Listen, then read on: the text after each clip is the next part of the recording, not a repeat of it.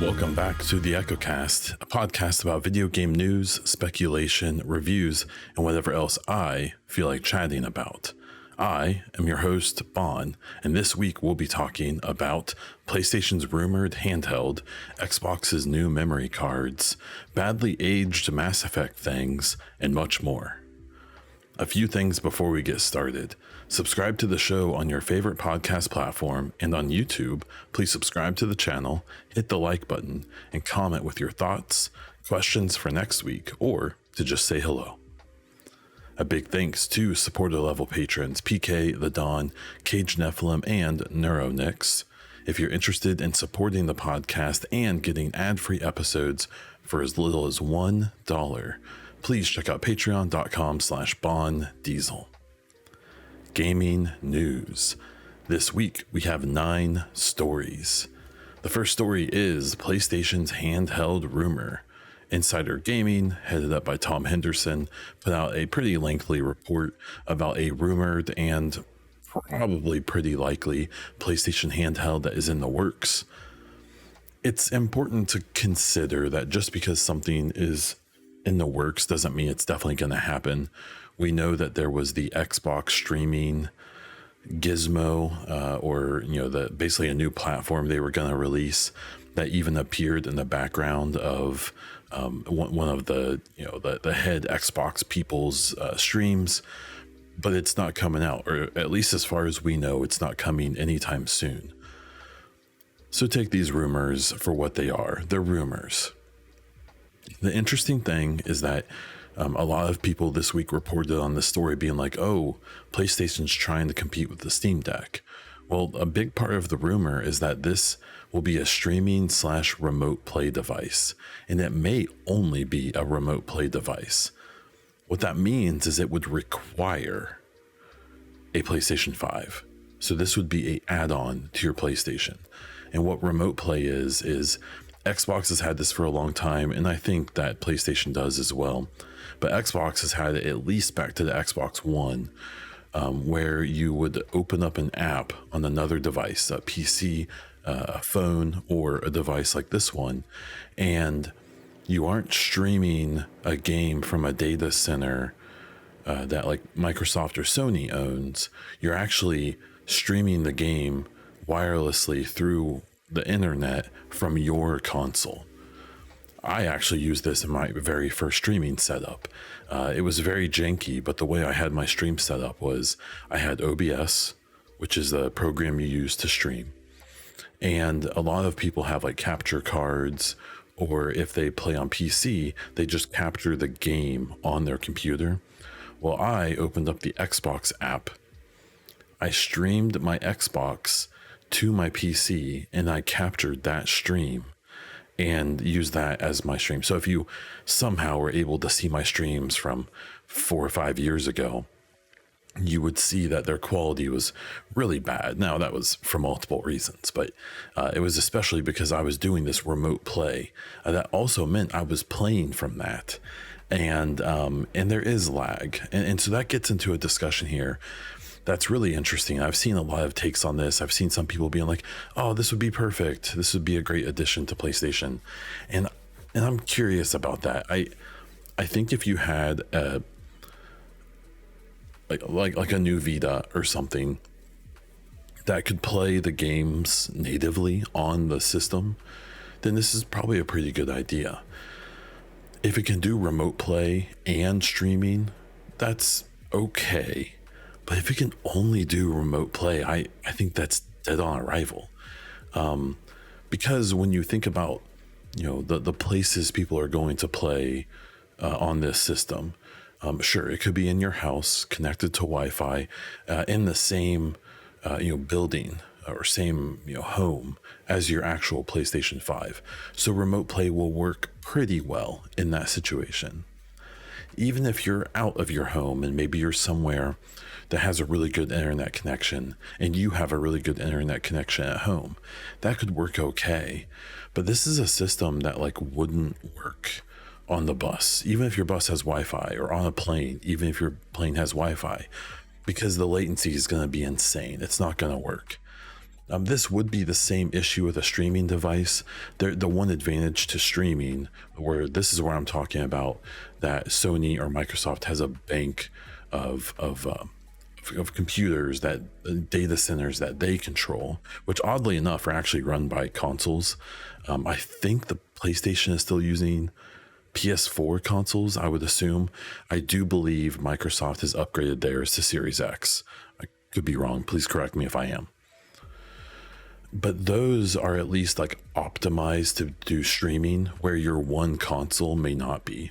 So the streaming in some situations may work a little better than remote play, but is obviously going to pale in comparison to natively playing on your handheld. Now you come to the issue of, the native play. So people would say like, well, why don't they just make a handheld that can play the PlayStation games at 1080p or at 60 FPS on a device? We've seen it from the Stream Deck, or the Steam Deck, sorry, and from other devices that have been popular for a long time. The Steam Deck was just more affordable and more well known. They had Steam's marketing power, right? The issue with that is that it adds a few things. It adds another SKU. So right now, PlayStation 5 games basically just have to work on a PlayStation 5. There is a digital and there is a disc version, but they're the same console with or without a DVD drive. Xbox has a different issue where they have the Series X and Series S, where they are two different levels of power. When games come out for both systems, they do have to make sure to optimize the settings for both separately, right? So the whole idea for PlayStation is that if they put out a handheld that did play games natively, they would have to make sure that when those games come out, they would have to make sure they scale down to this other device. That's money. There's a reason you've seen some developers griping about the Series S. It's not that it's not powerful enough to play games okay. It's that they have to spend the time and the resources to make it do that. So that's the main issue, I think, that I don't think Sony wants to fool with that. That's the advantage of a remote play or a streaming device, is that it could basically just be a cell phone. If it only has to be powerful enough to move the data and do the, some of the work done to upres things and stuff like that. But it doesn't have to be super powerful. And at the end of the day, it just comes down to they want to sell PS5s too. I always say every time Sony makes a move, that the biggest difference between Sony and Xbox right now, and PlayStation and Xbox, is that Xbox seems content. They want to sell you Game Pass subscriptions. They're happy if you buy their console, and their consoles I think have sold pretty well. But they want you to get in the Game Pass. That's their goal. Where PlayStation wants you to buy PS5s. That's what they want. There's a reason they don't put their games on PC day one. There's a reason the PSVR 2 will never work with a PC. It will require a PS5 because they want you to buy a PS5 first. And the same logic, I think, comes down to this handheld device. I've seen people say like, oh, there's no way they would do remote play only. And there absolutely is, because what that would do is require a PS5, and it would sell a PS5 if someone wanted one of these. The issue is that there may not be as much demand for this device as they think or as they want. It's similar to the PSVR 2. So it's a really interesting story. I've honestly found this to be a really interesting thing. It's been so interesting seeing people who are very into this world, into the gaming world, and journalists and commentators and stuff, be like flabbergasted by this idea that Sony would do this. It's not surprising at all to me. If this is just a remote play or even a streaming device, it wouldn't be that expensive for them to develop it. It's a known quantity. I think LG has one of these, and there's all kinds of these devices already. Now this one having the Sony branding, the PlayStation branding, it's kind of like how Apple can throw their name on almost anything and people are gonna buy it. And Sony can do that too. They have that aura, they have that reputation, right? And so I don't think this has to be a revolutionary thing. So this the second conversation I've seen is, well, if it is just a streaming or remote play device, how expensive will it be? And I've seen people say that it can't be over $200, and I think that is normally true, but this is PlayStation that we're dealing with.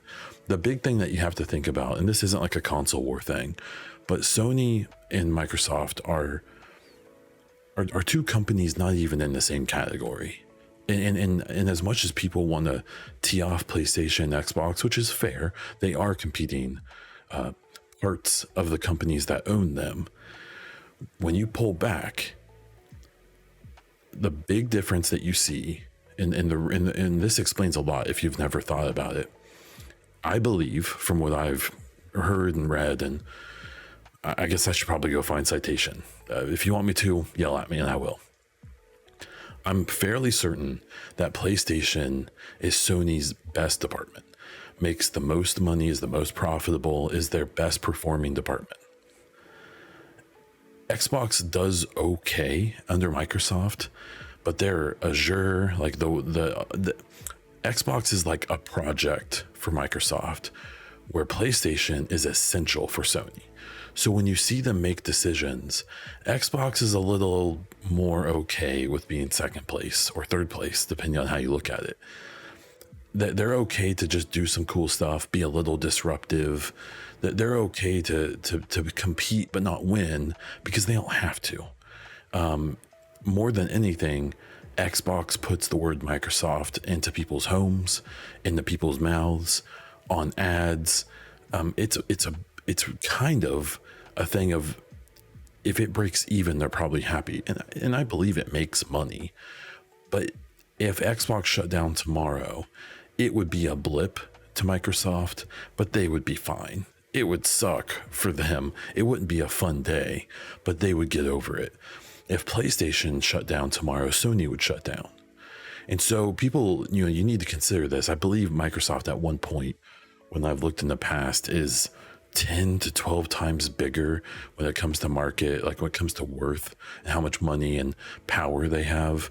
I believe Xbox is or Microsoft is at least 10 times more significant than Sony, because you're talking about a company that makes gaming systems and TVs and headphones against this like multi-trillion dollar, monolith of technology in our daily lives. But when you break it down to the PlayStation and Xbox, it's a different story. You have PlayStation just dominating Xbox, even in this generation. I think it's a fair fight this time. And I think by the end of this gen, it will be closer than it was last. But PlayStation still, they have the user base, they have the games, they have a lot of things going for them. And even when they stumble and fall, and even when they put out PSVR 2 and probably this remote play device that aren't super popular, they'll be okay because they have God of War, they have The Last of Us, they have Horizon, they have the thing that matters the most, even if they don't do some of the smaller things very well. So yeah, this PlayStation handheld thing, I think it's legit. I don't know if we'll actually see it. I think that better minds may prevail and be like, hey, like, I don't think people are really asking for this, but if it comes out, I think it'll sell okay. It'll get panned a little bit, especially if it can't play natively. But the problem is that in my last rant started off with, people are saying already that this thing can only be $200, say. Even if it's only remote play, I bet this thing would be $300 to $400 because their name is on it. And I think they know that maybe not that many people will buy it, but the ones who will pay. And if they make it native, I mean, you're talking about $600-700, probably more than the PlayStation 5, and it wouldn't be as powerful. But if you do that, then your customers will start saying like, well, shouldn't I just get a Steam Deck? Or maybe I should just have a PlayStation 5 and an Xbox and I can play, all the, and it just turns into this thing where like you can price yourself out. And so I don't know. I think it's an interesting story. I'm really curious if they end up going through with this or not, but I believe it. This isn't surprising at all. I believe that Xbox almost certainly is at least exploring the handheld market. I think Xbox would actually try to do a native machine. I think they would basically try to scale down the Series S and make it into a handheld. But that very wording, because then publishers, developers would still only have to develop for two platforms. It would just, the handheld and the home system would both be the Series S basically. But I would be amazed if we actually saw that hit the shelves. But we'll have to wait and see. Story number 2, Jeff Keighley confirms Gamescom opening night live 2023. So Gamescom is a huge, very consumer-based and focused gaming show that happens in Germany every year. Last year was one of the first shows to do a big in-person show again after the COVID debacle. And it was pretty big. It seems like it went really well from what I had seen people talk about. But what was new, I believe, last year was that Jeff Keighley, using the Game Awards and Summer Game Fest branding, did an opening night live. And I know I've been dogging a lot on this, but it's mostly been in response to people, I think, being too easy to kick E3 away and not realize how much that sucks. But like, one of my main criticisms of Keighley is the Game Awards are pretty good, but imperfect. The Summer Game Fest last year was just okay. The Gamescom opening night live last year, I streamed it. I remember making a schedule. I took the time to stream it, and it was abysmal. It was bad. Like, it wasn't just like kind of disappointing. It was, again, I feel like we say the same thing every time. It was too long. It had too many like ad type things, and it had, as far as I can remember, 0 interesting announcements. And so you were it ends, and you're just kind of like, okay, like, Gamescom isn't really a place where news breaks typically. And so it's not that surprising that an opening night live, even with Keighley, doesn't have big news, but like, why do it? To me, it really made me feel like he's silly for doing this. I really think he should focus on the Game Awards and make Summer Games Fest better, because, he's going to do Summer Games Fest in June, and then just a few months later, he's going to do this. You would think that even for his own interest, he would be more likely to try to get any big announcements at Summer Game Fest. But there have been people who said that, if there were any companies that were screwed over by E3 canceling, that maybe they would take that time to maybe have some big announcements for Gamescom. I don't know. I'm not expecting it, because I don't think that's the kind of show Gamescom is. So I think it's cool that Keighley is doing this opening night live again, but much like my sentiment about Summer Games Fest last year, I hope it's a lot better, because last year it was bad, and he's been spitting a lot of crap and talking a lot of shit about E3 and being very petty and really and really being, in my opinion, kind of cringe. This Summer Game Fest and even this Gamescom thing better be amazing. Like, they better be better than anything E3 ever did, because he's really setting if he's so willing to dog on those, he better do better than them, because so far he hasn't. At least that's my take. So I'm curious about this. I'm sure I'll be an idiot and end up streaming it anyways, but I'm like so mid on this, because I don't think Gamescom is a thing that really needs this, because I think we should just be getting that in June. But hopefully it's awesome. It'd be great to have more big announcement times, to not just think about the summer, but we will see. Story number 3, Sony responds very interestingly to the change of the CMA stance. So this is in regards to the Xbox acquisition of Activision Blizzard. They basically see the CMA, which is the United Kingdom, the British regulatory board, who's been probably the staunchest group against the acquisition, came out and basically seems like they've softened and like they're gonna let this go through. And the thinking is that if they let it go through, the dominoes are going to fall extremely quickly after that, and we will see the rest of the regulatory places will probably get their jabs in, but for the most part are going to let this happen. And some people think this deal could happen by June. I'm a little skeptical on that. I would say by the end of the year. But Sony, in response to the CMA relaxing some of their rhetoric on this, said a few things. One, they came out and said pretty blatantly that they believe that the CMA is being irrational and that their decision is surprising, basically ripping on them and saying that they're really, Sony is, let's remember here, this isn't like a console war thing. This is Sony's attorneys doing their best, right? Like trying anything to stop this deal. But they've been so focused on this thing where they keep proposing that even with this 10-year Call of Duty deal that will probably continue beyond that to keep Call of Duty on PlayStation, that Sony is, and their attorneys are just positive that the Xbox is going to make the version of the game that goes to them worse, which just doesn't make sense. Like, it's so silly. And what's so funny about it to me is that, you know, maybe this is my own biases coming out, but this feels like such a self-report. Like, this feels like I want to look at every one of these games that Sony has had like the ad rights to, or had temporary or, you know, long-term exclusivity that maybe eventually came to Xbox. I want to see every one of these games and see if there's any evidence at all that the games that went to Xbox were flawed in some capacity or did seem to be held back in some capacity. Because this, you know, they keep bringing this up and it just feels so much like, have you guys done this and now you're worried it's gonna come back at you? Like, it's such a weird thing for them to get stuck on. There was also a really funny part of this where it was discussing how the Call of Duty potentially being exclusive, or just the fact that Xbox will own it, may make people want to switch to Xbox, which like just makes you like want to like just squeeze your head until it pops, because it's like, yeah, that's why they're buying them. Like, but they can't be anti-competitive. Like, that's the whole argument.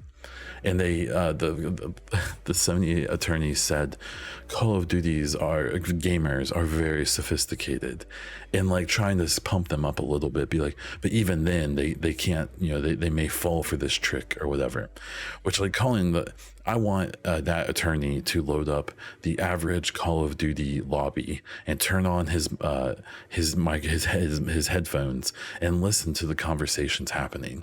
I think calling Call of Duty players sophisticated, which includes me, let's be honest, is a bit of a stretch. This saga goes on. It's silly. It seems like, I always felt like this deal was inevitable. You know, obviously all the journalists and all of the publications have had to do the game of like, ooh, will it or won't it happen? And it was going to happen this whole time. Like, it's never been in question. I never once thought that this wasn't going to happen, but here we are. They're still going through, they're still throwing their punches, but these feel like death throes to me. These feel like Sony just, you know, sticking with their story, but probably understanding this is done and it's going to happen, and they're probably just going to try to get as many concessions as they can. I honestly think that part of this may not even be that big of a deal at this point. I wouldn't be surprised if there aren't that many concessions that have to happen, but we will wait and see. Story number 4, the Xbox Series consoles are getting cheaper memory cards. So arguably one of the worst decisions that Microsoft made with this generation of consoles was to do these proprietary memory cards. So there was this whole idea that so the Series S and X, as well as the PS5, have NVMe M.2 solid state drives. And what that is it's not just like you can have a solid state drive that's, you know, like a plug-in one or just a regular one. But those still go through, I'll break it down so I can explain it well, but also for maybe you aren't super into computers. A regular solid state drive that's plugged in the same as your old hard drive has to go through a lot of pipes before it gets to the processor and before you see the result of its processing, right? The NVMe M.2s are unique because they basically they get rid of a lot of the inefficiency. It's many NVMe M.2s are almost directly connected to your CPU, which means that they can just make things happen real fast. And so what's cool about the PlayStation 5 and the series consoles is that they have that technology. So not only, just last gen, they still had like 5600 RPM hard drives in the last gen of consoles. We've gone from that to like this hilariously fast and extremely impressive solid state drives. Now, the difference is that Sony, their expansion option is literally just another M.2 NVMe spot where you can take off the cover, buy one of those. It has to be compatible, and it is a little restrictive, but you buy one and you just pop it in there, it formats it, and you can use that memory, 1 terabyte, 2 terabytes, 4 terabytes, however much it can handle. With Microsoft, what they did is they went back to memory cards. Now they are M.2 NVMe drives, and it is kind of neat that the proprietary hookup they have in the back of an Xbox, it's just a simplified NVMe M.2 connector. And it is nice because you just pop it in and out, and you can have a handful of these memory cards, 1 terabyte each, and have hundreds of games, I guess. But most people aren't doing that. And the main issue has been that while the PlayStation verified M.2s were kind of expensive right when the consoles came out, we're coming on 3 years later, and they have dropped in price quite a bit. I saw people saying you could get them for under $100, like a gig or a terabyte or more. I didn't see that when I looked, because you can get cheaper ones, but they won't take full advantage of PlayStation's connection. So if you get the good ones, you're still looking at, I think, around $130 to $170, which is fine. Where the cheapest, at least for a long time, the cheapest 1 terabyte option for the Xbox was $220, and it was only Seagate sold them. That was who they partnered with. The big news this week, and what this story is eventually coming to, is Best Buy leaked an ad for a Western Digital, which is a different company than Seagate, 1 terabyte drive for the Xbox that was $180. So, that's really cool. It's $40 cheaper than the Western Digital. I've seen some people kind of throw up their hands still and be like, hey, that's still $40, $50 more than what you can do on PlayStation. That's probably just going to stay like that because PlayStation doesn't have a proprietary hookup and Xbox does. So you're going to pay at least a small tax because there's proprietary. That's just, you're not going to get away from that. That makes it still, in my opinion, probably a bad decision by Xbox to do this. So but it does make giving yourself that 1 more terabyte more realistic, more affordable to a point, and more competitive with what you would pay if you were doing the same thing in your PC or on a PlayStation. So, and now that ad got pulled, and so it seems like it was an accidental. It's just early. My guess is they're going to announce this formally at their showcase in June, but we'll have to wait and see. The real thing they could do to really get people back on their side and to relieve this issue is to sell an adapter. It'd be basically a large memory card that uses their proprietary hookup, but it's empty. And it would allow you to purchase your own compatible M.2 NVMe, pop it in there because they are easy to install, stick it in the back of your system, and it just works. This is unlikely because I bet they've signed deals with Seagate and now Western Digital and probably other companies that say they can't do that. People have done this on their own. People have figured out that proprietary connector, and they have even sold a blank one where you can stick in your own memory. But I believe Xbox is pretty it's pretty quick to disable those devices, unfortunately.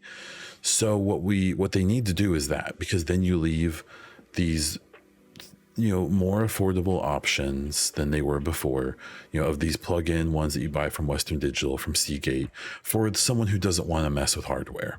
But then you give an option to people who are more competent and are willing to do this, to make their own memory cards, basically. Maybe you sell the device for, I don't know, $50, and then the person has to buy their own. So it ends up maybe not being that much cheaper initially, but it still gives people that choice. That's what I think they should do.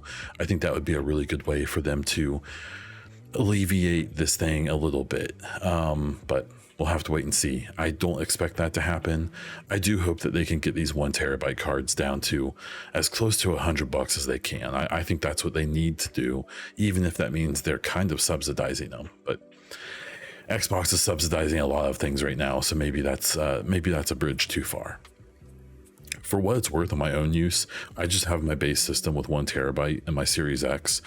I keep 8 games or 10 games at any given time, and I've never had if I want to add a new game, I just delete one that I'm not playing, because there's always at least 1 or 2 I'm not playing, and I put the new one on. I've never had an issue with this. The Xbox, its base memory is actually pretty good. PlayStation has a weird formatting thing with their operating system where I think you only get like 600 gigs of your 1 TB, but on the Xbox, I believe it's closer to 850 or 900 gigs of your terabyte. So it does go a little further, and that to me has never been an issue so far. I'm sure other people have different situations, or they just want all their games immediately available. So there's their option. Hopefully this gets better. Okay, No Man's Sky Interceptor update is our 5th story. This is a fairly quick one. I think it's really interesting. Every time they do an update, I talk about it on the show. I don't even play No Man's Sky. I've dabbled. I've actually played a decent amount over the years. I was one of the people who pre-ordered it and got my refund because it was bad at first. But all I just want to say about this game, like, I don't even fully understand this update. It's got a bunch of new stuff. My biggest thing about it is that I just wish that any of the games I like, specifically the live service games, got support like this game does. I mean, it's honestly wild. It's crazy. Like it's borderline silly how good their support has been for this game. And you know, like I've always seen people, they always will reference like, well, maybe this new game can have its No Man's Sky moment, and every time I want to just reach through the screen and just pop the person in the mouth, because I don't think any game will ever have a moment like No Man's Sky has, because relatively quickly, within a year or two, No Man's Sky, I think, brought that game up to a standard that it should have been at launch. But what they've done since then is pushed it beyond anything anyone, I think, could have ever imagined for this game. I mean, it's wild. It's huge. They've added everything that they lied about before it came out, and 10 times more. And it's so cool. And while I've never gotten super into it, I've dabbled, but to me, it's almost kind of like Destiny 2, where it's just, there's so much to learn. It just feels unapproachable. And I've tried, because it's cool. You can buy and command these giant fleets now, and you can own these huge freighters, and I think even like battleships and stuff now. Like, it's a big deal, but it's just too much. I've tried, and I just can't get super into it at this point, but it is still fun to dabble in. And if there's a game, if you're looking for a game to sink your life into, this is the game. If you like the space exploration kind of thing. And there is a story. It's pretty minimal, but it's still cool. So good for No Man's Sky. I hope they keep killing it. Let's see if they ever do a No Man's Sky 2. My 6th story here is about the Mass Effect trilogy. So I made what I would probably call a somewhat erroneous tweet, or maybe just like an overly aggressive tweet this week. And it was about a particular thing that happens in the Mass Effect trilogy. Now, the Mass Effect trilogy began back in 2007.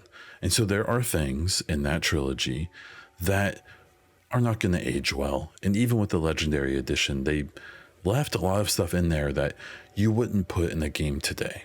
Now, I brought up, and I've talked about this during my stream before as well, there is a thing where there's a reporter that pops up in all 3 games, and if you pick the Renegade option, which some people consider the bad guy option, there is the potential to knock this lady out, to basically just cold cock her, sucker punch her, because she's asking you questions that you think are offensive or inappropriate or whatever, overly aggressive, whatever. This is a thing that, to me, has always seemed very late 2000s, kind of shocking, cringe humor. This was a time where, like, I don't think like violence against women was really I think it was like a punchline more so than it was a serious topic. I think, violence against the media and things like that at the time, it it wasn't that big of a deal because it didn't seem like it was something that was happening in real life. So doing this, in today's standard, at least in my opinion, which we can all agree to disagree on stuff, I guess, there is violence against, the last 2 years has been the most deadly time for journalists ever, mostly because of a modern war between two first world nations. That's a big part of it, but for other reasons as well. And so I just think I threw out there that the issue was I said that I think this is aged badly and it's cringy. I think that's fine. That's just my opinion. I maybe said that people who still like this are juvenile and need to grow up. That's kind of shitty. I still kind of feel that way, but I also understand why that's an unnecessary thing, because the main thing people came back with was, well, just because I pick a choice in a game, that doesn't mean it represents my personal morality. It just, it's a choice I made, and it's a choice that you can make in the game. And I think that's perfectly fine. I've done my own Renegade runs in Mass Effect. There's plenty of things that Shepard does as a Renegade that I personally wouldn't find morally okay. I would find it objectionable.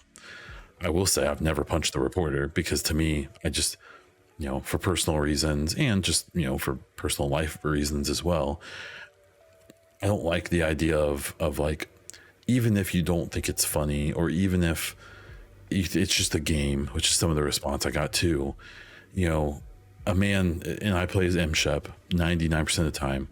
And this may, that may be a factor too. If you play as F-Shep, maybe you think it's not as big of a deal, but just seeing a man cold cock a woman because she's asking him questions that he doesn't prefer, it just gives me bad vibes. I think it's gross. I think it's kind of lame. And while the people who responded to me, and it was mostly women who responded to me, who probably play as F-Shep, where the dynamic is a little different, while people did respond well, I don't think it's funny. I just think it's a choice you can make. I guess my issue is that then the tweet I made wasn't about you.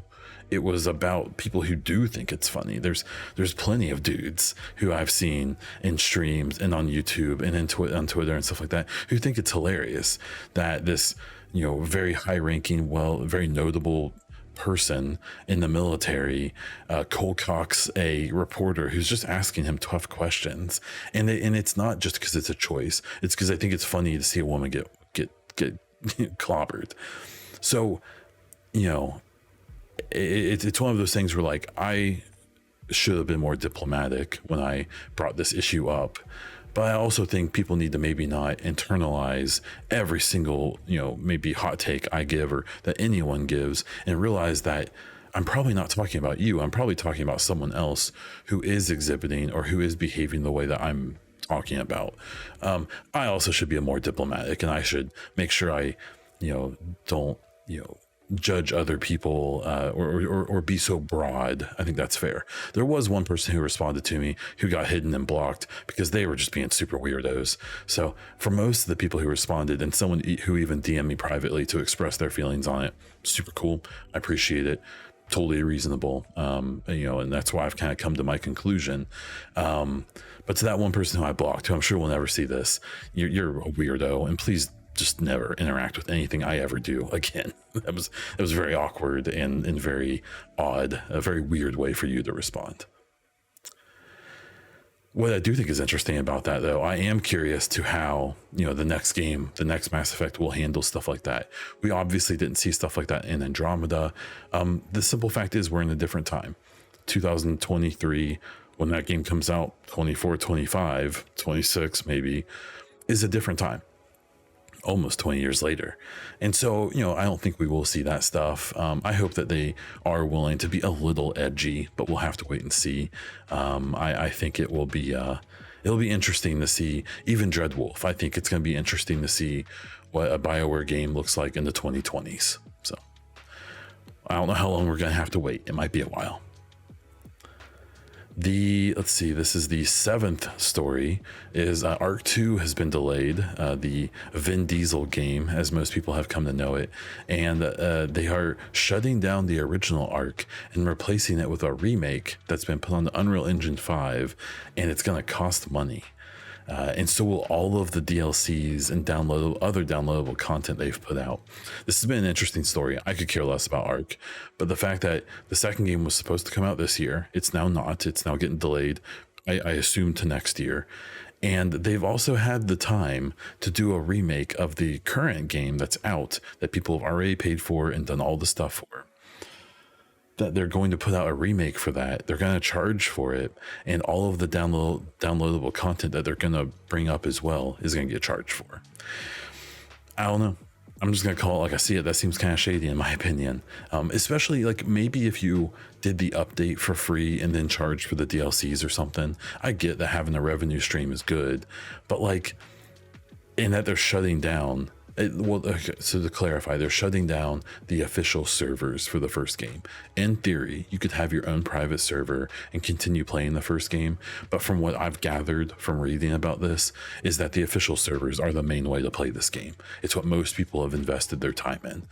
And so, I don't know, this seems super shady. And what I would be so upset about is, I don't know if they outsourced the remake or not, but if this remake was done internally, or even if it was outsourced, they could have used those resources to just, maybe not have Arc 2 get delayed. So instead of doing a remake, which is probably a pretty big deal. Now, if Arc 1 is in Unreal Engine 4 and they're just upgrading it to 5, or even if it's in 3 and it's upgrading to 5, maybe it makes it not as intensive and not as challenging and not as expensive. But I don't know, if I was an Arc player, I'd be livid about this situation, because it kind of seems like they're just cashing in. And I'm under the impression the fans of this series are like very serious and very gung-ho. And so a lot of them are probably going to do it, even if it's begrudgingly. I don't know. This was just my kind of weird move of the week nomination. I think they're just cashing in, and I think that blows, because if people are playing that game, they're probably pretty passionate about it.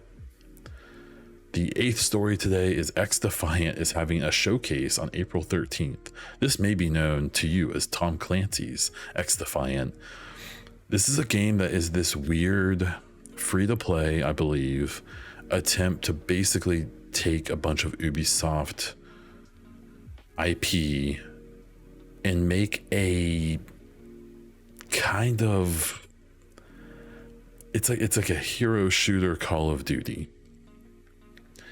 And it's very odd. So there have been gameplay tests.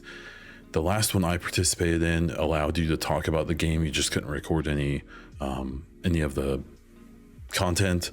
This game sucks. This game is not fun. I've played a ton of Call of Duty, and this feels worse in every way to actually play. Now, I played an earlier build, which I think I'm also allowed to talk about. I won't, but long story short, the game has come a long way from the first time I played it to the last test that they did that we can't talk about. It's improved a ton. I mean, it looks way better. It does play infinitely better, but it still sucks. It's still awful. It feels floaty. It just doesn't feel good. The gunplay is abysmal. Like it just feels bad. It's just a bad feeling game. It looks fine. They're making it in Snowdrop, which is the Division's engine, but the thing about it is that you can 100% tell this game was originally meant to be the Division first-person game, and they decided to add the wolves and the Splinter Cell people and all this other stuff later. And they even took away the Tom Clancy branding because they're adding, is it Far Cry factions or something, I think? I don't know. But it's just, why are you trying to compete with Call of Duty? Now, here's an interesting thing, and I found this out a month or two ago, that if you decry this game online, there's either extremely dedicated fans or like bots who are like obsessed with this game. And the big reason is that this game is not going to have skill-based matchmaking, which in the competitive shooter scene right now is like a big subject, where if a game has skill-based matchmaking, it takes all your stats and tries to put you with similarly skilled people. And basically some players hate that because they feel like they should just get to randomly play anyone so they can curb stomp some people and then get destroyed by others, which is fair to a point. But mostly I think people only feel this way because they want to be able to curb stomp people. They don't want to be the ones getting curb stomped by the people way better than them. So we'll see. But it seems like that's the big pull. And the guy who's working on it, the lead on this, on XDefiant, is a former Call of Duty dev. So I think the game's abysmal. This is one of those games I think it's going to be out, and we'll see if it has servers active a year later. It's just one of those things where I just like, and you know, some people have like really gotten into it, and there seems like I'm really curious about some of these deals and stuff. There are a few large creators who I've never heard of who seem to be pumping the game. Ubisoft is really well known for doing deals to have streamers stream things and promote things. So, you know, maybe people have done this or not. Maybe they just see an opportunity to maybe get in early on a game. I just think that if you think this is the next big thing, I don't think you've paid attention to anything but Rainbow Six from Ubisoft. That's the only multiplayer entity that's done well, and even it seems to be kind of moving towards its natural end. So I don't know. Maybe I don't want to put the wrong keywords in my description of this video or this podcast because the XDefiant zombies will come after me. But I don't get it. I'm so surprised that there's people who are like really into this game, and what it is it almost feels like an anti Call of Duty thing rather than a pro XDefiant thing. I found it really interesting. So we'll see. Now, why are they doing a showcase? I have no idea. I have no idea. There's no way this game warrants its own showcase separate from the June Ubisoft Forward. If you want me to be totally honest, I think that the Ubisoft Forward in June is probably going to make some pretty cool announcements for Ubisoft, and I suspect they want to keep this stinker as far away as they can. That's just my opinion. That's what I think they're doing. So we'll see. Okay, I did want to do a somewhat new thing on the podcast. I was going to start this week. I'm not going to. It was the 9th story. We're going to move it to next week because this podcast has actually been longer than I expected. But I want to do a weekly topic. So next week, the first weekly topic, we'll be discussing how romances can be better in video games. So I'm going to try to collect some people's opinions this week about like, hey, what were your favorite romances? If you're on YouTube, please leave your favorite gaming romances in the comments. If you're not, then go to the Discord or onto my Twitter and let me know. And I want to discuss that because we have a Mass Effect game coming. We have some RPGs coming, things like that.